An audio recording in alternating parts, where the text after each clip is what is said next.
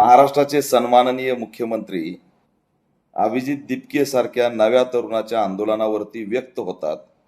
यातूनच बीजेपीला किती घाम फुटलाय तो दिसतोय. डॉक्टर बाबासाहेब आंबेडकरांचा फोटो घेऊन अभिजित दिपके समोर येतो आणि जय भीमच्या घोषणा देत लाखो तरुण भारतात घडणाऱ्या नव्या क्रांतीचा उदय करतात. आणि या जय भीमच्या घोषणा देणाऱ्यांना महाराष्ट्राचे मुख्यमंत्री अराजकता पसरवणारे मानतात. मी त्यांना प्रश्न विचारतो की महाराष्ट्रातल्या हिंदू जन आक्रोश मोर्चातून होणारे भाषण, ज्यात अल्पसंख्याकांना लांड्याशिवाय बोललं जात नाही, धर्मसत्तेतील आपल्या नेतृत्वातील 4 आमदार कोणती शांतता पेरतायत याचं उत्तर राज्याच्या मुख्यमंत्र्यांनी जनतेला दिलं पाहिजे. राज्याचे मुख्यमंत्री म्हणतायत की आम्ही संविधानाची सत्ता आहोत. तुम्ही संविधानाची सत्ता आहात तर SIRच्या माध्यमातून मतदारांना वंचित ठेवून निवडणूक जिंकण्याचा हा संविधानिक अराजकता निर्माण करण्याचं काम कोण करत आहे? EVMच्या माध्यमातून हुकुमशाहीच्या बळावर जी सत्ता आली तिला संविधानिक सत्ता मानता येईल का? ज्या दिवशी बॅलेट पेपरवरती निवडणुका होतील त्या दिवशीची सत्ता ही संविधानिक सत्ता असेल. डॉक्टर बाबासाहेब आंबेडकरांनी मतदारांना दिलेला मताचा अधिकार सुद्धा हिसकावून घेणारे तुम्ही अराजकताच्या गप्पा मारतात. याच्यापेक्षा दुसरं दुर्दैव असू शकत नाही. या देशात धर्मसत्तेची अराजकता आहे आणि ती उद्ध्वस्त करण्यासाठी जय भीम घोषणेचा या ठिकाणी सगळ्यांनी स्वीकार केलेला आहे. उद्याच्या भारताची नवी क्रांती जय भीम घोषणेने सुरू झाली आणि ते तुम्हाला पचन होत नाही. पण याद राखा, जय भीम घोषणेचा जर तिटकारा केला तर हे महागात पडेल. महाराष्ट्राचे सन्माननीय मुख्यमंत्री अभिजित दिपके सारख्या नव्या तरुणाच्या आंदोलनावरती व्यक्त होतात. यातूनच बीजेपीला किती घाम फुटलाय तो दिसतोय. डॉक्टर बाबासाहेब आंबेडकरांचा फोटो घेऊन अभिजित दिपके समोर येतो आणि जय भीमच्या घोषणा देत लाखो तरुण भारतात घडणाऱ्या नव्या क्रांतीचा उदय करतात. आणि या जय भीमच्या घोषणा देणाऱ्यांना महाराष्ट्राचे मुख्यमंत्री अराजकता पसरवणारे मानतात. मी त्यांना प्रश्न विचारतो की महाराष्ट्रातल्या हिंदू जन आक्रोश मोर्चातून होणारे भाषण, ज्यात अल्पसंख्याकांना लांड्याशिवाय बोललं जात नाही, धर्मसत्तेतील आपल्या नेतृत्वातील 4 आमदार कोणती शांतता पेरतायत याचं उत्तर राज्याच्या मुख्यमंत्र्यांनी जनतेला दिलं पाहिजे. राज्याचे मुख्यमंत्री म्हणतायत की आम्ही संविधानाची सत्ता आहोत.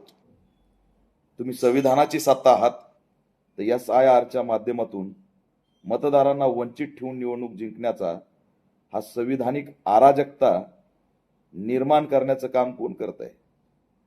EVMच्या माध्यमातून हुकुमशाहीच्या बळावर जी सत्ता आली तिला संविधानिक सत्ता मानता येईल का? ज्या दिवशी बॅलेट पेपरवरती निवडणुका होतील त्या दिवशीची सत्ता ही संविधानिक सत्ता असेल.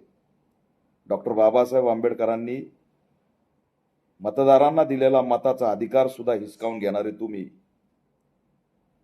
अराजकताच्या गप्पा मारतात. याच्यापेक्षा दुसरं दुर्दैव असू शकत नाही. या देशात धर्मसत्तेची अराजकता आहे आणि ती उद्ध्वस्त करण्यासाठी जय भीम घोषणेचा या ठिकाणी सगळ्यांनी स्वीकार केलेला आहे. उद्याच्या भारताची नवी क्रांती जय भीम घोषणेने सुरू झाली आणि ते तुम्हाला पचन होत नाही. पण याद राखा, जय भीम घोषणेचा जर तिटकारा केला तर हे महागात पडेल. हे केंद्र सरकारने आधीच केलं असतं तर या दिवसाची गरज पडली नसते. 20 ते 22 बळी नीट पेपर फुटीच्या दरम्यान या सगळ्या धर्मेंद्र प्रधाननी घेतलेले आहेत. नुसता राजीनामा नाही तर या सगळ्या शिक्षण मंत्र्यावरती मनुष्यवधाचा गुन्हा दाखल झाला पाहिजे.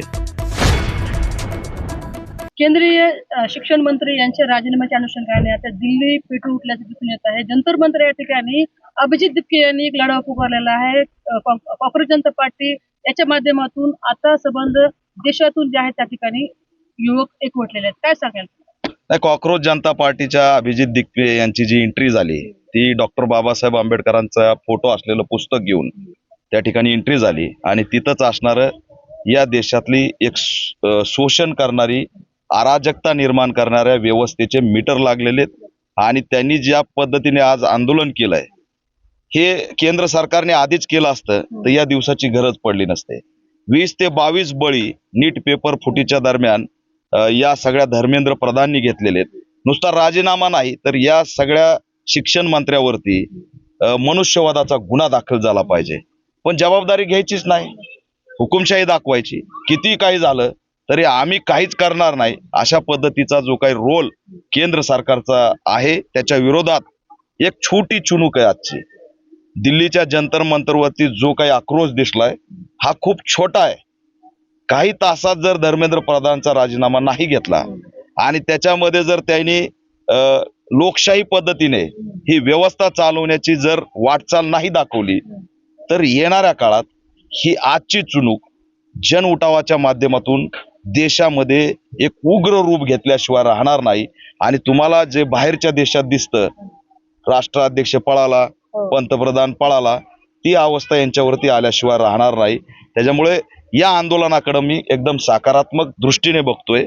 घराणेशाही, प्रस्थापित, भांडवलशाही गाडणारा एक नवा तरुण जय भीमचा नारा देत मैदानात उतरलाय आणि जंतर मंतरवर जय भीमच्या घोषणा होत्या. त्याच्यामुळे उद्याचा या देशातला जो काही क्रांतीचा उदय आज सुरू झालाय ती क्रांती जय भीमचा नारा करणारे हे असणारे यातून दिसतंय. दिपके अभिजित दिपके याच्यावर दबाव आणण्याचा देखील प्रयत्न केला जात आहे आणि त्याच्या जीवाला धोका असं देखील बोललं जात आहे. नाही, त्याच्या जीवाला जे काही धोका वगैरे आहे हे बोललं जातं पण हे शक्य नाही. आम्ही उभा आहेत, पॅन्थर मुवमेंट उभा आहे, त्याला संरक्षण देणार. आमच्या मागणीनंतर 2 तासात त्याच्या आई वडिलांना संरक्षण मिळालेलं आहे आणि अभिजित दिपकेला सुद्धा केसाला टच होऊ देणार नाहीत. कारण तो चिल्लर नाही. ती कॉक्रोच जरी नाव असलं तरी तो आग्या मावळ आहे. 20 मिलियन लोकांचा लीडर आहे तो, चिल्लर नाही.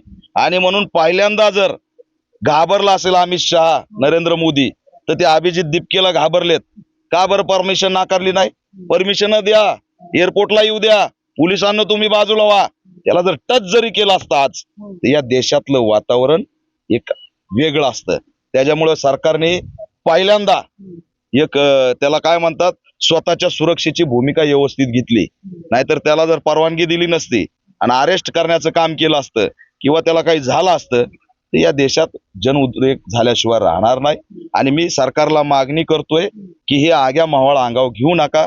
हे ज्या 12 माश्या जरी चावल्या तरी माणसाचा कार्यक्रम लागतो.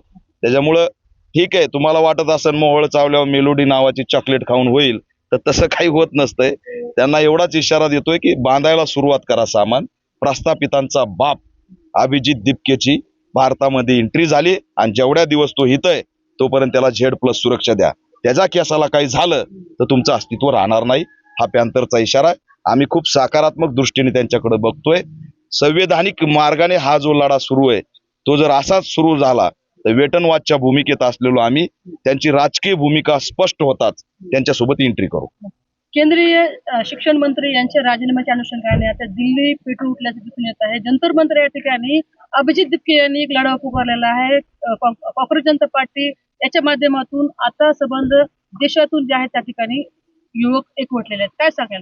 नाही, कॉक्रोच जनता पार्टीच्या अभिजित दिपके यांची जी एंट्री झाली ती डॉक्टर बाबासाहेब आंबेडकरांचा फोटो असलेलं पुस्तक घेऊन त्या ठिकाणी एंट्री झाली आणि तिथंच असणारं या देशातली एक शोषण करणारी, अराजकता निर्माण करणाऱ्या व्यवस्थेचे मीटर लागलेले आहेत. आणि त्यांनी ज्या पद्धतीने आज आंदोलन केलंय हे केंद्र सरकारने आधीच केलं असतं तर या दिवसाची गरज पडली नसते. 20 ते 22 बळी नीट पेपर फुटीच्या दरम्यान या सगळ्या धर्मेंद्र प्रधाननी घेतलेले आहेत. नुसता राजीनामा नाही तर या सगळ्या शिक्षण मंत्र्यावरती मनुष्यवधाचा गुन्हा दाखल झाला पाहिजे. पण जबाबदारी घ्यायचीच नाही, हुकुमशाही दाखवायची. किती काही झालं तरी आम्ही काहीच करणार नाही अशा पद्धतीचा जो काही रोल केंद्र सरकारचा आहे त्याच्या विरोधात एक छोटी चुणूक आहे आजची. दिल्लीच्या जंतर मंतरवरती जो काही आक्रोश दिसलाय हा खूप छोटा आहे. काही तासात जर धर्मेंद्र प्रधानचा राजीनामा नाही घेतला आणि त्याच्यामध्ये जर त्यांनी लोकशाही पद्धतीने ही व्यवस्था चालवण्याची जर वाटचाल नाही दाखवली तर येणाऱ्या काळात ही आजची चुणूक जन उठावाच्या माध्यमातून देशामध्ये एक उग्र रूप घेतल्याशिवाय राहणार नाही. आणि तुम्हाला जे बाहेरच्या देशात दिसतं, राष्ट्राध्यक्ष पळाला, हो. पंतप्रधान पळाला, ती अवस्था यांच्यावरती आल्याशिवाय राहणार नाही. त्याच्यामुळे या आंदोलनाकडे मी एकदम सकारात्मक दृष्टीने बघतोय. घराणेशाही, प्रस्थापित, भांडवलशाही गाडणारा एक नवा तरुण जय भीमचा नारा देत मैदानात उतरलाय आणि जंतर मंतरवर जय भीमच्या घोषणा होत्या. त्याच्यामुळे उद्याचा या देशातला जो काही क्रांतीचा उदय आज सुरू झालाय, ती क्रांती जय भीमचा नारा करणार आहे हे असणार यातून दिसतंय. दिपके अभिजित दिपके याच्यावर दबाव आणण्याचा देखील प्रयत्न केला जात आहे आणि त्याच्या जीवाला धोका असं देखील बोललं जात आहे. नाही, त्याच्या जीवाला जे काही धोका वगैरे आहे हे बोललं जातं, पण हे शक्य नाही. आम्ही उभा आहेत, पॅन्थर मुवमेंट उभा आहे, त्याला संरक्षण देणार.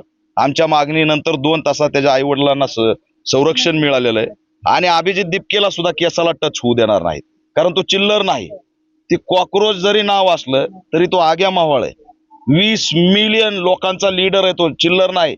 आणि म्हणून पहिल्यांदा जर घाबरला असेल अमित शहा, नरेंद्र मोदी, तर ते अभिजित दिपकेला घाबरलेत. का बरं परमिशन नाकारली नाही? परमिशन द्या, एअरपोर्टला येऊ द्या, पोलिसांना तुम्ही बाजूला व्हा. त्याला जर टच जरी केला असता आज, तर या देशातलं वातावरण एक वेगळं असतं. त्याच्यामुळे सरकारने पहिल्यांदा एक त्याला काय म्हणतात, स्वतःच्या सुरक्षेची भूमिका व्यवस्थित घेतली. नाहीतर त्याला जर परवानगी दिली नसती आणि अरेस्ट करण्याचं काम केलं असतं किंवा त्याला काही झालं असतं, तर या देशात जनउद्रेक झाल्याशिवाय राहणार नाही. आणि मी सरकारला मागणी करतोय की हे आग्या मावळ अंगावर घेऊ नका. हे ज्या 12 माश्या जरी चावल्या तरी माणसाचा कार्यक्रम लागतो. त्याच्यामुळं ठीक आहे, तुम्हाला वाटत असेल मोहळ चावल्यावर मेलोडी नावाची चॉकलेट खाऊन होईल, तर तसं काही होत नसतंय. त्यांना एवढाच इशारा देतोय की बांधायला सुरुवात करा सामान. प्रस्थापितांचा बाप अभिजित दिपकेची भारतामध्ये एंट्री झाली आणि जेवढ्या दिवस तो हित आहे तोपर्यंत त्याला Z+ सुरक्षा द्या. त्याच्या केसाला काही झालं तर तुमचं अस्तित्व राहणार नाही. हा पॅन्थरचा इशारा आहे. आम्ही खूप सकारात्मक दृष्टीने त्यांच्याकडे बघतोय. संवैधानिक मार्गाने हा जो लढा सुरू आहे तो जर असाच सुरू झाला तर वेट अँड वॉचच्या भूमिकेत असलेलो आम्ही त्यांची राजकीय भूमिका स्पष्ट होताच त्यांच्यासोबत एंट्री करू.